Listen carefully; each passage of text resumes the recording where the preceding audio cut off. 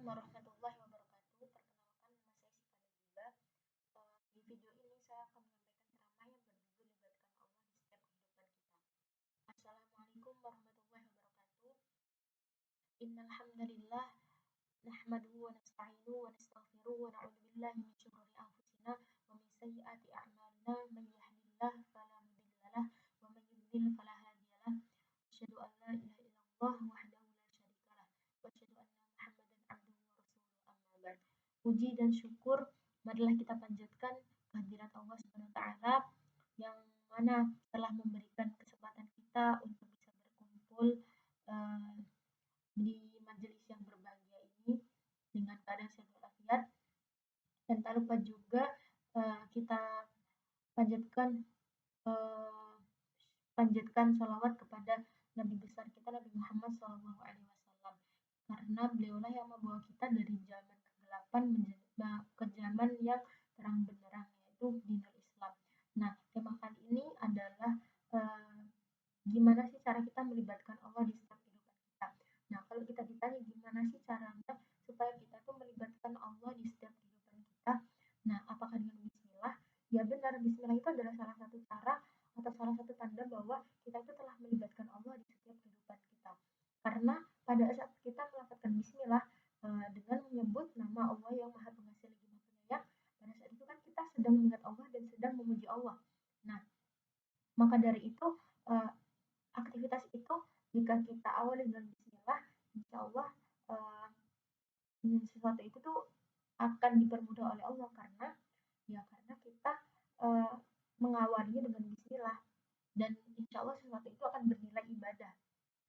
Karena sebenarnya tujuan kita melibatkan Allah dalam setiap kehidupan kita itu ya supaya urusan kita dipermudah sama Allah, supaya diridhoi sama Allah, dan insya Allah kalau kita selalu melibatkan Allah di setiap urusan kita selalu menjadikan Allah sebagai tujuan, maka aktivitas tersebut insya Allah akan bernilai ibadah di mata Allah.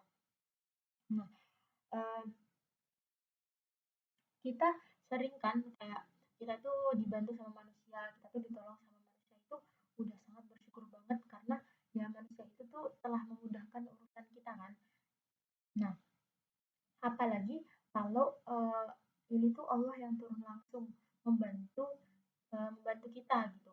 Orang kita dibantu sama orang yang berpengaruh atau orang-orang yang kita kenal, orang-orang yang itu tuh mempermudah banget urusan kita tuh, kita udah bersyukur banget. Ini apalagi Allah yang bantu kita.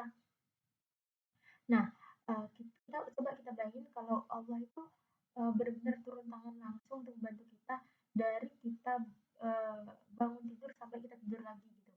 Nah, sebenarnya kita itu udah dibantu sama Allah dari kita bangun tidur hingga kita tidur lagi. Sebenarnya Allah udah memberi kemudahan-kemudahan, tapi kitanya yang sering lupa, kitanya yang nggak sadar karena itu udah jadi rutinitas. Makanya kita lupa bahwa di setiap kemudahan yang kita alami, di setiap kemudahan yang kita dapatkan itu pasti di belakangnya itu ada Allah gitu. Jadi semua itu kemudahan-kemudahan itu dari Allah gitu. Bahkan manusia membantu kita itu pasti kan Allah yang menggerakkan hati mereka untuk bisa membantu kita gitu.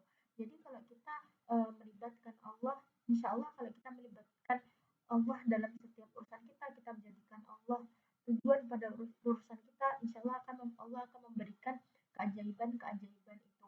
Nah, maka dari itu caranya adalah kita bertanya kepada diri kita sendiri, udah bener nggak sih niat kita itu ngelakuin ini tuh benar-benar karena Allah, tujuannya benar-benar karena Allah. Kalau kita udah jujur dengan diri kita bahwa sesuatu itu kita kerjakan karena Allah, maka insya Allah akan memberikan kemudahan-kemudahannya. Nah, contohnya saja Nabi Zakaria. Seperti yang kita tahu bahwa Nabi Zakaria itu berdoa sama Allah panjang banget dari Nabi Zakaria muda hingga tua. Nah, Nabi Zakaria selalu berdoa memohon keturunan. Ada pada surat Ali Imran, qala rabbi habli min ladunka dzurriyyatan thayyibah. Nah, artinya di sanalah Zakaria berdoa kepada Tuhannya seraya berkata, "Ya Tuhanku, berilah aku dari sisi Engkau seorang anak yang baik. Sesungguhnya Engkau yang Maha Pendengar doa." Nah, Nabi Zakaria berdoa itu karena Nabi Zakaria itu kan itu Maria. Nah, Nabi Zakaria itu seolah-olah kayak kagum kagum dan terkesan oleh kesolihan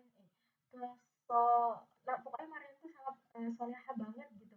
Jadi Nabi Zakaria itu memohon kepada Allah supaya Nabi Zakaria itu meminta seorang anak yang Masya Allah yang bisa solehah kayak Maryam gitu, yang orientasinya tuh selalu Allah gitu. Nah, uh, setelah Nabi Zakaria berdoa panjang, Allah tuh belum ngabulin tuh. Uh, Kok Allah belum ngabulin ya? Terus lagi-lagi terus Nabi Zakaria berdoa lagi dalam surat Maryam, yaitu wa inni khiftul mawaliya min wara'i wa kanat imraati aqir wa habli min ladun wa kanat imraati aqir fa habli min ladunka waliya yarsani wa yarithu min ali yaqub waj'alhu rabbi radiyya. Artinya, nah pada saat Nabi Zakaria memohon berdoa dengan doa tersebut, Allah langsung memberikan Nabi Zakaria keturunan, yaitu seorang putra bernama Yahya. Nah, kenapa Allah langsung memberikan Nabi Zakaria keturunan setelah Nabi Zakaria membaca doa tersebut? Kalau kita lihat lagi, ternyata orientasi Nabi Zakaria punya anak tuh udah beda tuh dari yang dulu.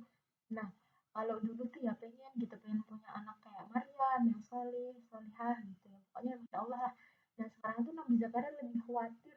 Uh, Kalau yang di surat Maryam ini Nabi Zakaria lebih khawatir tentang gimana kalau aku nggak punya anak, siapa yang akan melanjutkan dakwahku, siapa yang akan melanjutkan agama, yang akan menyebarkan agama. Pokoknya beliau mengkhawatirkan gimana agama Allah gitu selanjutnya kalau ia tidak memiliki keturunan untuk meneruskan dakwahnya gitu. Nah, maka seketika itu Allah langsung memberikan Nabi Zakaria putra yaitu Yahya yang eh, apa Yahya itu sudah disebutkan dalam surat Maryam eh, sangat bahwa beliau itu sangat soleh, berbakti pada orang tuanya. Pokoknya Masya Allah sangat spesifik dijelaskan dalam surat Maryam ciri-ciri seorang Yahya itu yang sangat Masya Allah. Nah, nah, nah dari kisah tersebut kita dapat simpulkan bahwa jika sesuatu itu di orientasinya Allah, di Allah selalu dilibatkan dalam hal itu atau sesuatu itu ada hubungannya dengan Allah, maka Allah akan memberikan keajaiban-keajaibannya. Nah, maka dari itu jika kita punya hal besar yang sepertinya kayak nggak mungkin gitu, kita harus yakin tuh sama kun fayakunnya Allah. Uh, Kalau kita berusaha berdoa terus-terusan dan kita selalu melibatkan Allah, kita harus jujur pada diri kita bahwa sesuatu itu tuh ada hubungannya dengan Allah. Pokoknya tuh kita selalu melibatkan Allah, jadi insya Allah akan memberikan kemudahan-kemudahannya gitu. Nah, mungkin cukup sekian ceramah singkat dari saya. Kurang lebihnya mohon maaf. Wassalamualaikum warahmatullahi wabarakatuh.